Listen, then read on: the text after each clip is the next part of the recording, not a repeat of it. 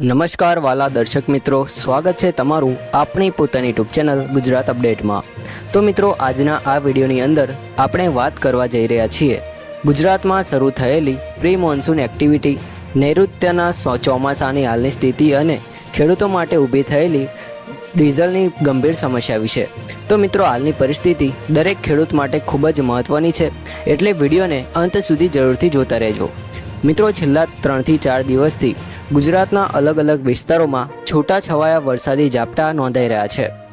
20 તારીખથી લઈને આજ સુધી અનેક વિસ્તારોમાં હળવો વરસાદ, વીજળીના કડાકા ભડાકા અને વાદળછાયું વાતાવરણ જોવા મળી રહ્યું છે। સોશિયલ મીડિયા ઉપર ઘણા વિડીયો વાયરલ થઈ રહ્યા છે, જેમાં ક્યાંક વરસાદ, ક્યાંક ધૂળની આંધી અને ક્યાંક તેજ પવન જોવા મળી રહ્યો છે। મિત્રો, આ બધું એક પ્રકારની પ્રી મોન્સૂન એક્ટિવિટી છે, એટલે કે ચોમાસા પહેલાં થતી કુદરતી પ્રક્રિયા। હવામાન નિષ્ણાંતોના જણાવ્યા અનુસાર આગામી થોડા દિવસો સુધી રાજ્યના ઘણા વિસ્તારોમાં સામાન્ય વરસાદી ઝાપટા ચાલુ રહી શકે છે। ખાસ કરીને સૌરાષ્ટ્ર, દક્ષિણ ગુજરાત અને મધ્ય ગુજરાતમાં વાદળછાયું વાતાવરણ અને ઉકળાટ વધવાની શક્યતા છે। મિત્રો, અત્યારે તાપમાનમાં કદાચ 1-2 ડિગ્રીનો ઘટાડો થાય, પરંતુ ગરમીનો અહેસાસ ઓછો નહીં થાય, કારણ કે હવે બફારો અને ભેજનું પ્રમાણ વધી રહ્યું છે, એટલે 36 ડિગ્રી તાપમાન પણ 42 ડિગ્રી જેવી ગરમીનો અનુભવ કરાવશે। મિત્રો, હવે નૈઋત્યના ચોમાસાની વાત કરીએ તો હાલ ચોમાસું શ્રીલંકાના ઉત્તર ભાગ સુધી પહોંચી ગયું છે। છેલ્લા થોડા કલાકોથી ચોમાસાની ગતિ ધીમી પડી છે, પરંતુ હવામાન વિભાગના અનુમાન પ્રમાણે આગામી 1 થી 2 દિવસમાં ચોમાસું ફરી મજબૂત બની આગળ વધે તેવી સંભાવના છે। એટલે હવે ગણતરીના દિવસોમાં કેરળના ચોમાસાનો સત્તાવાર પ્રવેશ થઈ શકે છે। ખેડૂતો માટે આ સમય ખૂબ મહત્વનો છે, કારણ કે હવે વાવેતરની તૈયારીઓ શરૂ થઈ રહી છે। પરંતુ મિત્રો, સૌથી મોટી ચિંતા અત્યારે ડીઝલની અછતને લઈને છે।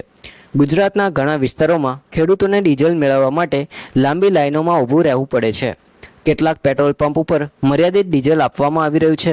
મિત્રો, ખેતી માટે ડીઝલ ખૂબ જ જરૂરી હોય છે, જેમ કે ટ્રેક્ટર ચલાવવા, ખેતર તૈયાર કરવા, ખાતર નાખવા અને વાવેતર કરવા માટે ડીઝલ વગર કામ ચાલતું નથી।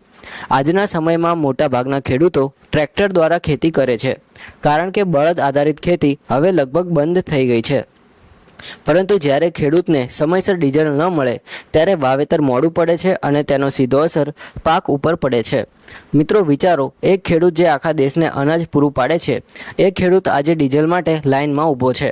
આ ખરેખર ચિંતાજનક બાબત છે। ખેડૂતો કહે છે કે એક તરફ ખાતરના ભાવ વધી ગયા છે, બિયારણ મોંઘું થઈ ગયું છે અને બીજી તરફ ડીઝલના ભાવ પણ સતત વધી રહ્યા છે, પરંતુ ખેડૂતોને તેમના પાકના યોગ્ય ભાવ મળતા નથી। આવી સ્થિતિમાં ખેતીનો ખર્ચ સતત વધી રહ્યો છે અને ખેડૂતો ઉપર આર્થિક બોજ વધતો જઈ રહ્યો છે। મિત્રો, સરકાર માટે હવે જરૂરી બની ગયું છે કે ખેડૂતોને ખેતી માટે પૂરતા પ્રમાણમાં ડીઝલ ઉપલબ્ધ કરાવવામાં આવે, કારણ કે જો સમયસર વાવેતર નહીં થાય તો તેની અસર માત્ર ખેડૂતો ઉપર નહીં, પરંતુ આખા દેશની અર્થવ્યવસ્થા ઉપર પડશે। ભારત ખેતી પ્રધાન દેશ છે અને દેશની આર્થિક વ્યવસ્થામાં ખેડૂતોનો ખૂબ મોટો ફાળો છે। મિત્રો, આવનારા દિવસોમાં ચોમાસું ધીમે ધીમે આગળ વધશે અને ખેડૂતો માટે સૌથી મહત્વનો સમય શરૂ થશે, એટલે દરેક ખેડૂત ભાઈઓને હવામાનની માહિતી ઉપર સતત નજર રાખવી, ખેતરની તૈયારી સમયસર પૂર્ણ કરવી અને જરૂરી સામગ્રીની વ્યવસ્થા પહેલાંથી જ કરી લેવી ખૂબ જ જરૂરી છે। તો મિત્રો, આજના વિડીયોની અંદર આપણે પ્રી મોન્સૂન એક્ટિવિટી, ચોમાસાની હાલની સ્થિતિ અને ખેડૂતો સામે થયેલી ડીઝલની સમસ્યા વિશે વિગતવાર માહિતી મેળવી। જો તમને આ માહિતી ઉપયોગી લાગી હોય તો વિડીયોને લાઇક કરજો, વધુમાં વધુ શેર કરજો અને આપણી યુટ્યુબ ચેનલ પેન્શન ગુજરાતને સબસ્ક્રાઇબ કરવાનું ભૂલતા નહીં। મળીએ આગામી નવા માહિતી ભર્યા વિડીયોમાં। જય હિન્દ, વંદે માતરમ।